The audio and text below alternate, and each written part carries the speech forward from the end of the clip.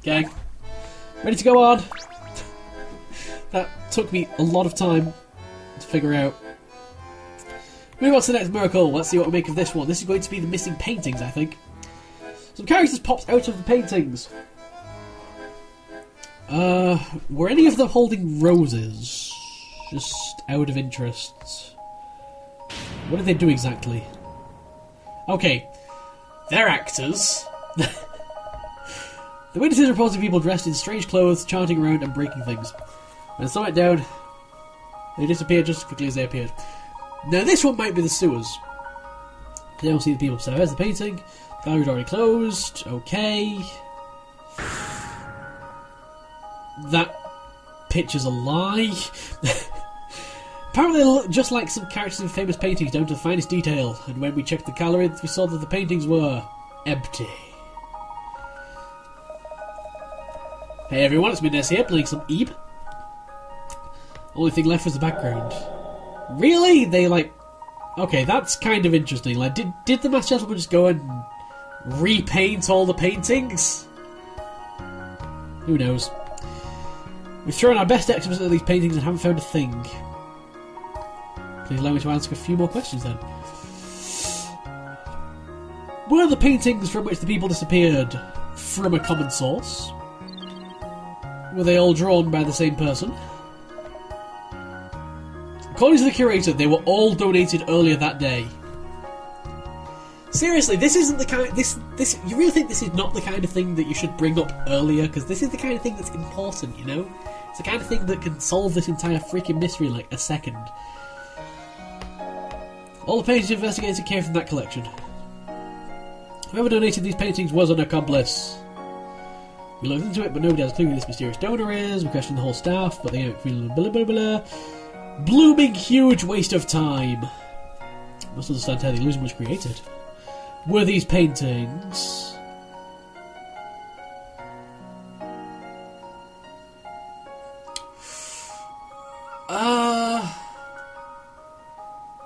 Are we going on the assumption that maybe the frames contained two pictures and they switched between them? It's a possibility. I'm going to say unusually framed. Well, I would be incorrect in that. Were they thick enough to hide a person? That would be some really thick frame. Were they oddly shaped, though? No, that's also a... Well then. I guess they must have been strangely packaged. Fair enough. Well, the paintings packaged in a particular way. Curious to say the paintings were vacuum sealed. In what way is that actually relevant? Portraits were sealed when they arrived. The frames came in thick metal cases. Gallery staff were pretty surprised that replicas were given such secure packaging. Still, in order for my theory to be correct, the donation must have included specific display instructions. I'm going to say how to arrange them, and that's going to be wrong. Because it's actually where to display them, I think. Okay, where? Okay, when? I'm not really putting much thought into this. Because I don't really need to put much thought into this. So did they include when to display them? The crates arrived in the morning, but the instructions from the donor said to display them precisely at noon. And therein lies the trick. The illusion was created by... hallucinogenic gas, obviously. Vanishing paint? I didn't know that was a thing. Special paint that slowly disappears when exposed to air. Oh, that explains the vacuum packing, actually. Okay, fair enough. We've all observed how sunlight causes a painting to fade, yes? In a similar way, it's possible to create chemically reactive paint that turns transparent when exposed to air. With paint like that, you can make anything disappear from a painting. Correct! Naturally, it would take some time for the paint to turn transparent, so the timing must be precise. The seals were removed so that the paint disappearing would coincide with the appearance of the rioters. The masked gentleman had these rioters dress up exactly like the individuals in the portraits. Again, how many accomplices must he have to pull this kind of thing off? That's my question. Well, I doubt such paint would just disappear without a trace. If you examine the canvas for chemical substances, you'll find residual outlines where the paint turned transparent. Hooray! We solved a thing! Let's have a break. I order the brakes around here, Bloom. Alright, everyone, off you go. Let's let him know when we're ready to move on.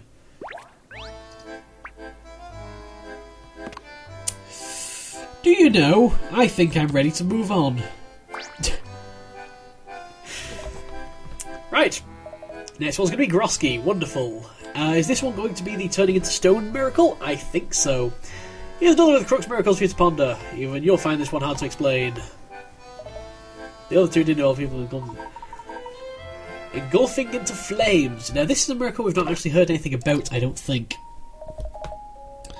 These were to place last Sunday. That morning, 13 citizens received an ominous letter. It was from our dastardly villain, the masked gentleman. Esteemed citizen, I cordially invite you to a special afternoon showing of my latest miracle. Come to the Gallery Plaza at 1 PM sharp. I must insist you attend, unless you wish to forfeit your life, that is. He also advertised the event on his local Facebook page. Miracle en Rouge, a modern piece by the masked gentleman. Suppose the townspeople came, and probably a lot of police. Citizens of Montedor, welcome. I am the masked gentleman, your host for today's event.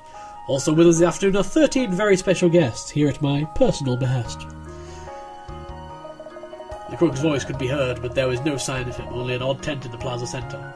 And no one thought of investigating it. Oh wait, no. Okay, so they did. And just before 1 PM, the canvas fell to reveal a stage with the 13 invitees standing on it.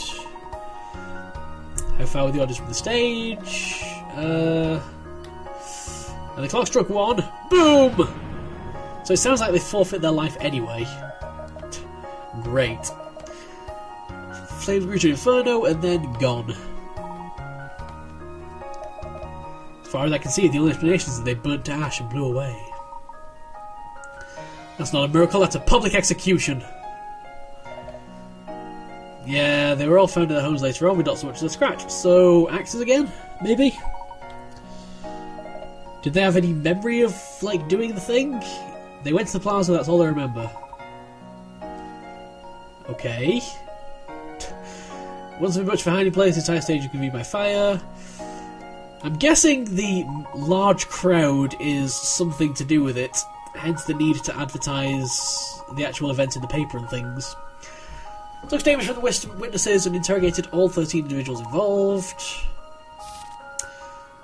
The masked gentleman handpicked his victims. Were they friends with each other? They might have been close friends, of course. Not exactly, but there was something. Oh, so I got it right, even though they weren't friends with each other. That's great. They were all members of the same squash club. I'm sure that's going to be relevant somehow. Tell me more about this club. I wish to tell, sir, it was a popular club. I concluded that the whole thing was just a coincidence. A coincidence, eh? What do you think, Layton? I think the young officer may have found a lead. Now I have another question. Did any of these witnesses see the victims go on stage?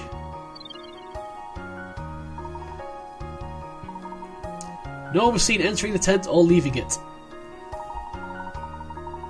So the invitees all got on stage without anyone seeing them. In the middle of the day. That's quite a big detail. That's quite a very important detail. I'm not entirely sure what's going on, but you know, Layton's working it out. You know what, guys? Let's just talk amongst ourselves while Layton works it out over here. So, how's it going, everybody? Were they wearing nothing? Were the invitees, in fact, wearing nothing? Yeah, I think that... I think that would have been mentioned.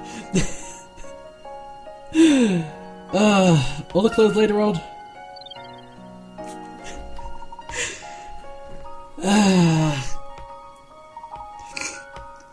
Okay. I'll have a quick look through the photos. What are you thinking, Layton?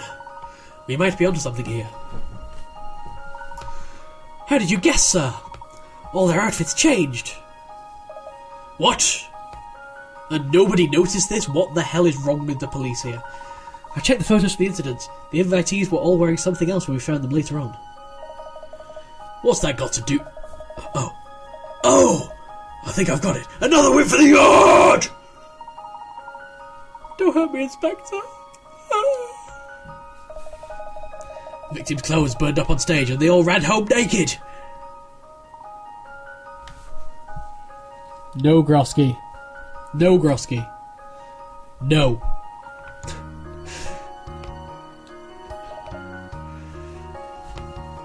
Layton's like, yeah, I know, I'm better than you. Deal with it. I don't believe any of our 13 victims ever left their homes.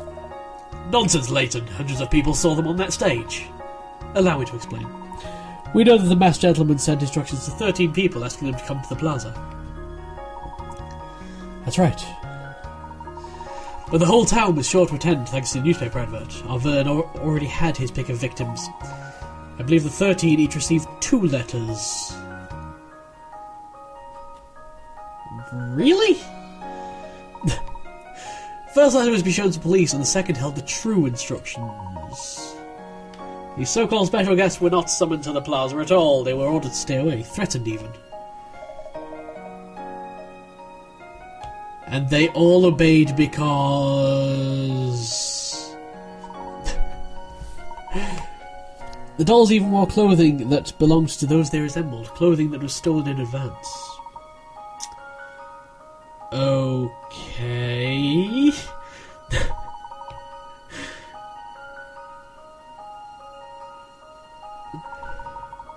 I'm going to say the police at Montedor are just completely incompetent.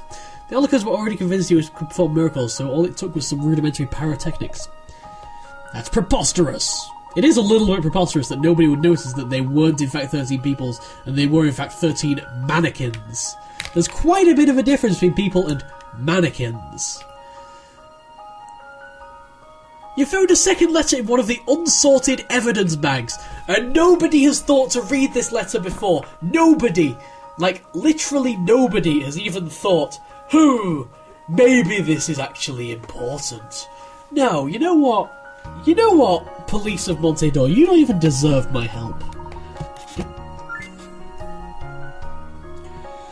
You really don't.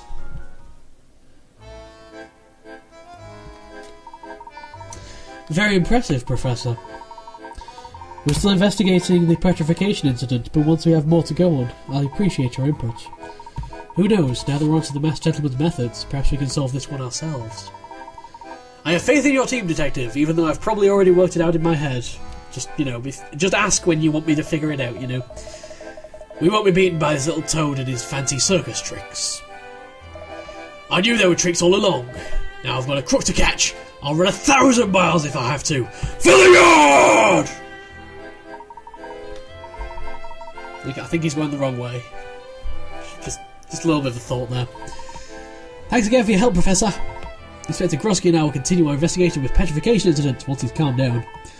We'll contact you just as soon as we've finished.